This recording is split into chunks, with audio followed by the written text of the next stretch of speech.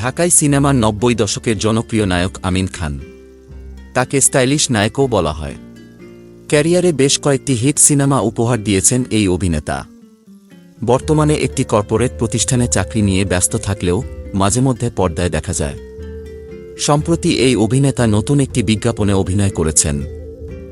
এ বিজ্ঞাপনটির shooting হয়েছে ভোলার চরফ্যাশন উপজেলার মেঘনা নদীর তীরবর্তী চরমাদ্রাজ ইউনিয়নের বিভিন্ন স্পটে।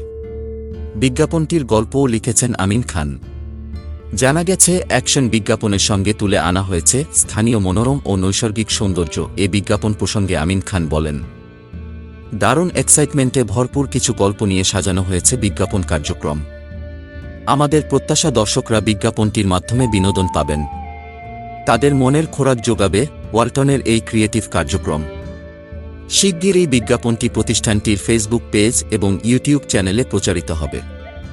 উল্লেখ্য, Amin Khan ওয়ালটনের senior executive director হিসেবে কর্মরত।